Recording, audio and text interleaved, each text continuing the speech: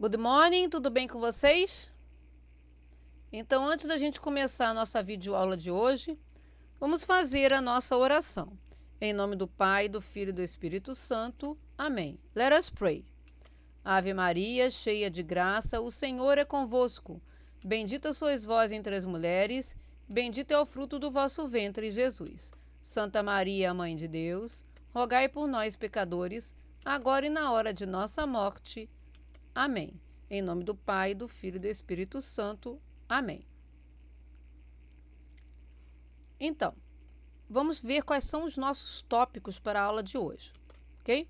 Na parte 1, Correction of Exercises, page 12, Exercise 1, page 13, Exercise 2, Wish PDF, Simple Past Present Perfect PDF, page 19, Exercise 1 and 2. Lembrando que tem uns exercícios aí que já são bem antigos, né? Que eu já havia passado já 2 semanas atrás, e como vocês não tinham enviado, eu não tinha corrigido ainda, né? Esperei até essa semana, mas agora vamos corrigir, ok? Então, let's correct them. A primeira parte, nós vamos corrigir esses exercícios da página 12. Então, vamos lá, que era para colocar, né? Corrigir, o número 1, era para corrigir as frases da questão do may e do might, do must, né? The models of possibilities. E depois nós vamos corrigir também o do wish. Ok? Então, let's correct. Então, and may come to departure, porque não tem infinitivo, não tem o to antes, depois do verbo modal, né? Depois do verbo modal, eu coloco o verbo no infinitivo sem o to, não o verbo conjugado, no caso não poderia ser is ali. A mesma coisa na letra C, eu não poderia ter must wants to study, não pode existir isso, né? O must study, porque senão fica errado, não pode ter esse verbo conjugado aí. E can't be serious também não tem o to antes do verbo, ok? Alguma dúvida nessa correção aqui? No? Ok, let's continue. Let's see number 2. Então, circle the correct answer, aí tem que ver qual verbo modal era o correto. Então, aqui é might be away for the whole month, but I'm not sure, como eu não tenho certeza, é might. Depois, Sally may have to leave the class because she doesn't feel well. Aqui também estou conjecturando. A mesma coisa que aqui, might be at the club or even to the pub. Aqui eu não tenho certeza nenhuma. Aqui, must be playing the piano. I'm sure it's him. I love when he's playing. Porque aqui eu tenho uma coisa mais concreta, então quase certeza é must. Aqui é can't, que eu tenho quase certeza que não, né? Be from France, the accent's not French. E aqui é might live in New York, but I'm not sure. Tá? Lembrando, né, que quando eu tenho quase 100% de certeza que sim é must, quase 100% de certeza que não é can't. E o may e o might ficam aí no meio, né? Bem, em relação ao wish, nessa primeira parte aí era para associar a coluna da letra A com a coluna da letra B, né? As frases da letra B. Então, está aí, né? D, C, F, G, B, A, né? Que aqui eu tinha que ver qual era o problema e aqui qual era o desejo. Então, I'm going to London for a holiday. I wish I could speak English. I want to go out on my bicycle. I wish it would stop raining. Val was my best friend at school. I wish she lived near me. I haven't spoken to Belinda for ages. I wish she could call me. The hotel was terrible. I didn't enjoy it. I wish we hadn't gone on holiday. The degree I did was very boring. I wish I had studied a different course. Ok? Alguma dúvida nisso aqui? Acho que não, né? Bem, no número 2 era para completar com a forma correta do verbo, né? Depois do wish. Então, aqui, would help me. Por que é would aqui? Porque é uma coisa que eu estou me referindo ao futuro próximo, mas numa coisa que não depende da própria pessoa, depende de outro, então é would. Aqui, didn't have to do this homework, porque é um desejo presente. Depois, if only we spoke English better, relação a presente também. If only I didn't like ice cream, também no passado aqui. I wish you would live closer to my house. Porque não depende de mim, depende de você, então eu would.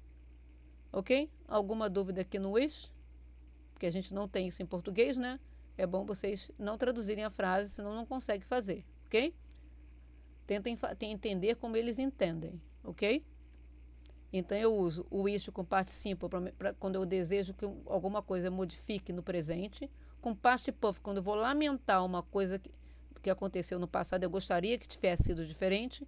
E eu uso o would quando eu gostaria que alguma coisa no presente próximo mudasse, mas uma coisa que não depende de mim, ok?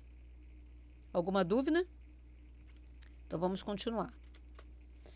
Bem, aqui era para colocar o passado desses verbos. Então, eu já escrevi eles aqui, vocês corrijam aí, porque isso aqui eu tenho que memorizar, né? Como vocês sabem, né? Em inglês eu tenho 3 formas de verbo: infinitivo, passado e particípio.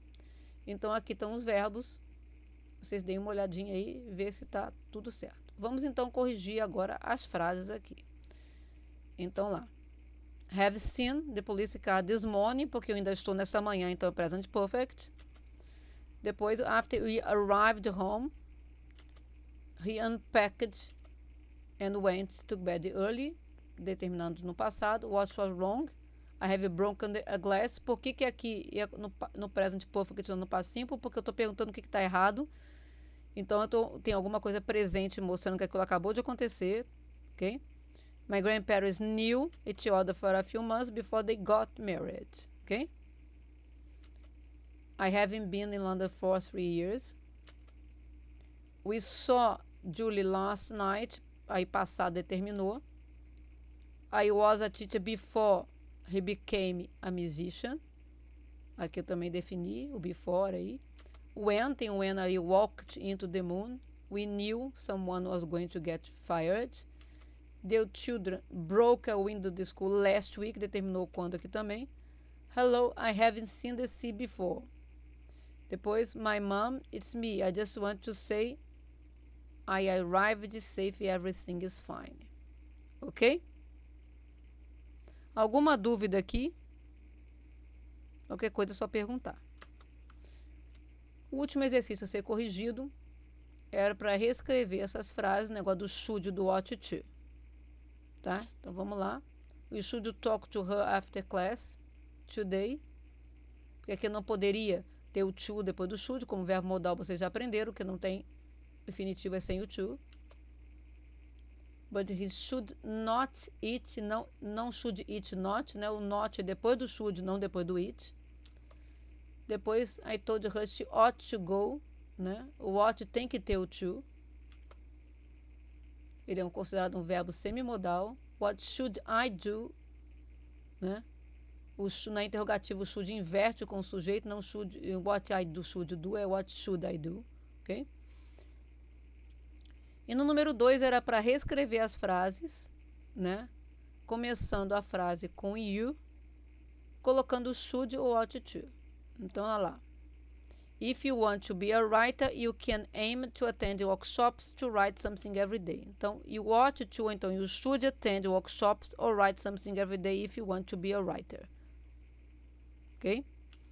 I hate seeing blood, so should I really become a brain surgeon?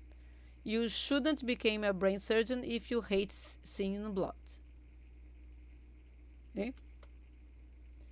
Don't be too afraid to make your dreams come true. You shouldn't be afraid to make your dreams come true. O que eu estou dando conselho? If you love the countryside, you can choose a career in archaeology. You should choose a career in archaeology if you love the countryside. Então, it's important that your career is not draining on you. You ought not to let your career drain you. Ok? Sugar você. Então, aqui era só para reescrever sem mudar o sentido, usando o should ou ought to, começando com o pronome you, ok? Para dar um conselho. Sendo que o ought to é menos usado do que o should e menos ainda usado na negativa, ok?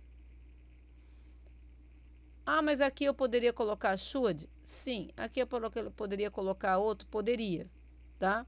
Tanto faz um ou outro, só que o should é mais usado que o ought to, ok? E mais formal também. Alguma dúvida? Ok.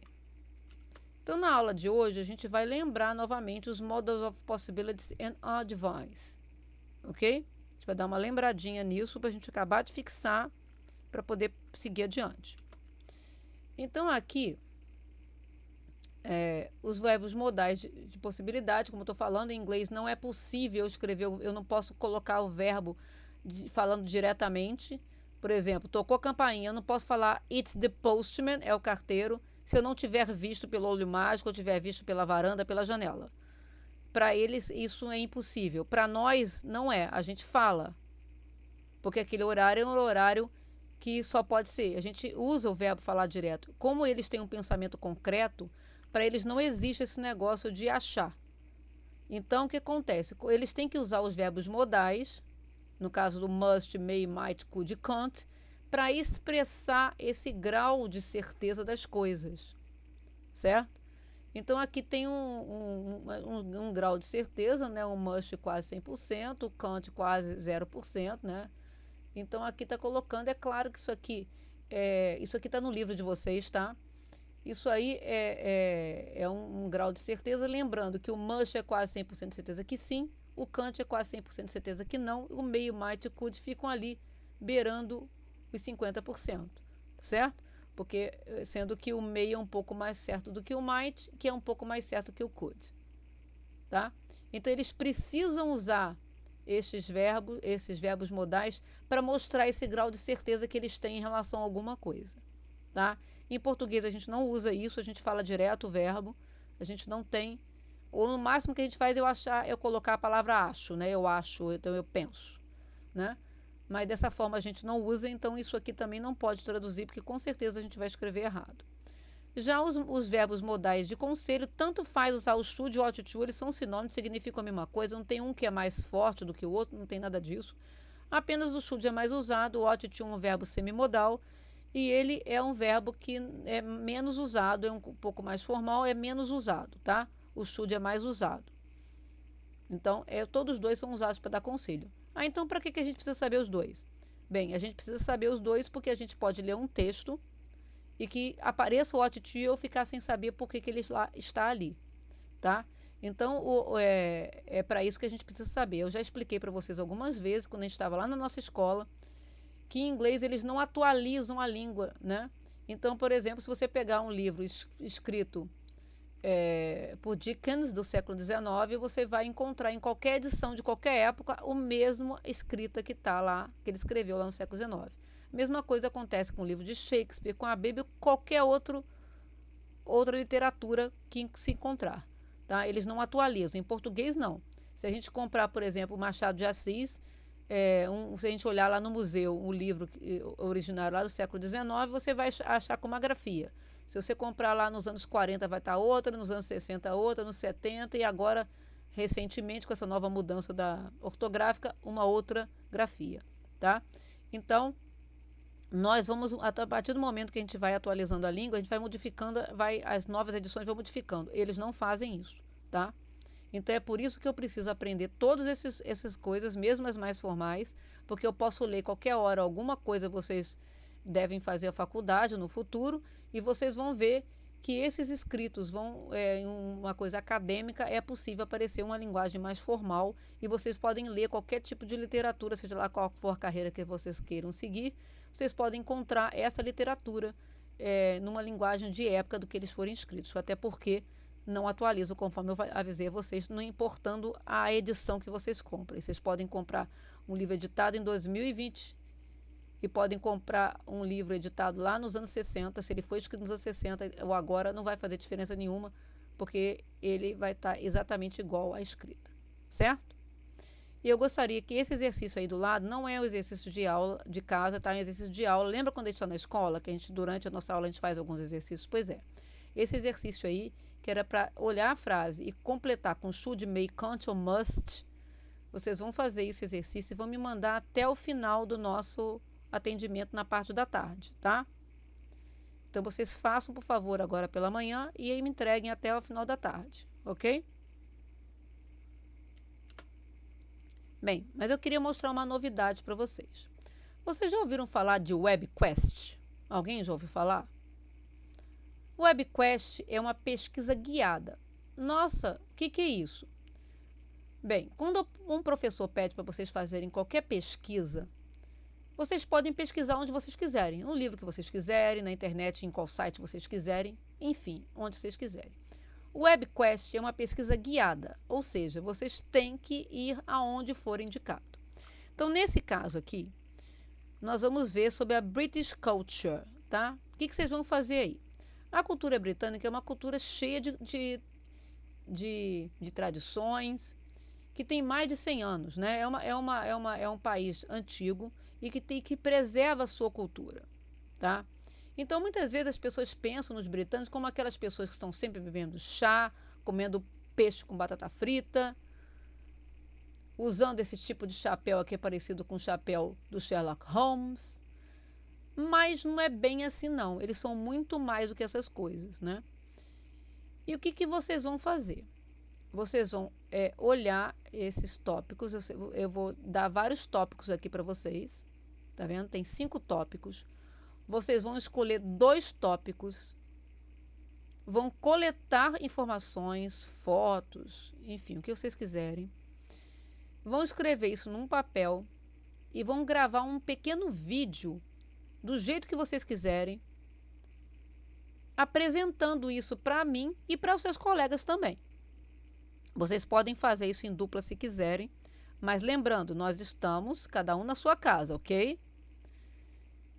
Então, assim, eu gostaria que vocês combinassem, porque todos os 5 tópicos têm que ser abordados, tá? Então, eu gostaria que vocês combinassem, depois me dissessem, porque 2, assim, vocês podem fazer em dupla ou trio, porque o número de alunos vai ultrapassar, né? Não é um número par. Então, vocês têm que abordar os 5 tópicos, tá? O British aqui, o British Symbols. Deixa eu colocar o laser aqui. British Symbols. Festival and Holidays, os símbolos britânicos. Feriados e festivais. British Etiquette, etiqueta. London, sobre Londres. E Royal Family, sua família real. Tá? Vocês vão escolher um desses 5 tópicos. Lembrando que vocês podem fazer em dupla, mas cada um na sua casa, ok? E todos os 5 tópicos têm que ser abordados. Então, vocês pensem aí, eu não vou separar, vocês que vão se combinar entre vocês, mas quiser fazer sozinho, pode também. Só que eu quero que todos os 5 tópicos sejam abordados, tá? Para quando vocês passarem o vídeo, todo mundo fique sabendo das 5 partes. Legal? Mas para que a gente precisa fazer isso? Primeiro, que é um enriquecimento de vocabulário. Segundo, de cultura. Porque quando a gente aprende a língua de um país, a gente também precisa saber do porquê que aquelas pessoas falam daquele jeito e agem daquela forma e pensam daquele jeito. Porque, fora isso, a gente não consegue aprender a língua de fato daquele país. Tá?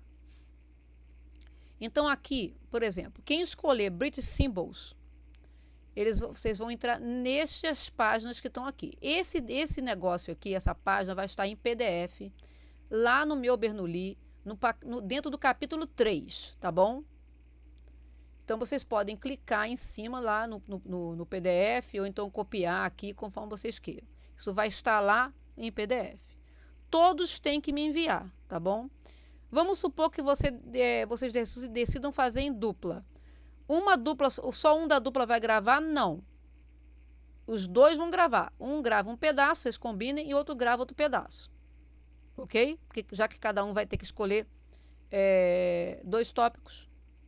Certo? Então, vamos lá. Continuando. Quem escolher Festival and Holidays, lá dentro desse link, tem várias coisas falando de festival e holidays. Só precisa saber esses aqui, ó. Easter, St. Patrick's Day, Notting Hill Carnival, Trooping Off the Colours, Christmas and Boxing Day. Não precisa saber dos outros, só esses aqui, tá? No caso da questão lá sobre a Great Britain lá, as informações, são essas informações aqui que precisam constar no que vocês forem falar, tá? Essas informações aqui, dessas perguntas. Tá? No caso do British Etiquette, também tem um monte de coisa lá. O que eu quero que vocês observem é o que? O do's and don'ts, pode e não pode ser feito. Greetings, saudações, visiting e thanking. Tá? Então, dentro desse link aqui do behavior. Só que dentro desse link do behavior tem várias coisas. Eu quero que vocês observam só essas aqui. No caso de London, History, Royal London, Buckingham Palace, The Queen's Guards e Quick Facts. Então, dentro dessa parte aqui, tem várias coisas também. Vocês vão clicar só nessas aqui para saber a informação. Precisa ser muita coisa? Não, não precisa, tá? Coisa rápida. Vocês vão colocar as coisas, informações principais, até porque ali é pequeno, e vão associar isso daqui, tá? Vocês vão escrever e me mandar o trabalho em PDF, em Word, do jeito que vocês quiserem, em foto, também pode ser, e também fazer um pequeno vídeo, ok? Por exemplo, quem escolher de Londres, então aqui quiser fazer em dupla, aqui tem 1, 2, 3, 4, 5 coisas. Um fala de 3, outro fala de 2, tá? Mas quem quiser fazer sozinho, sem problemas. Royal Family, The Queen, Royal Family, Queen's Row, Royal Ceremonies, Palace and Castles. Então, dentro dessa Royal Family tem um monte também de tópicos. Vocês vão escolher isso aqui. Então, o que vocês vão fazer? Então, depois de você escolher o tópico, vocês vão recolher essa informação, escrever no papel, tá? Essa informação. Depois vocês vão gravar um vídeo apresentando o que você pesquisou, tá? E vocês têm que enviar tanto o papel quanto o vídeo para mim, tá? Deu para entender todo mundo o que é para fazer? Então, vocês têm que fazer o quê? Vocês têm que escolher um dos tópicos, tá? Vocês podem fazer isso em dupla ou sozinhos, sendo cada um na sua casa. Se for fazer em dupla ou, como não tem um número correto, em trio, não é para um gravar, tá? E nem para um copiar. Cada um, vocês vão dividir esses tópicos aqui. Dentro de cada tópico tem umas subdivisões.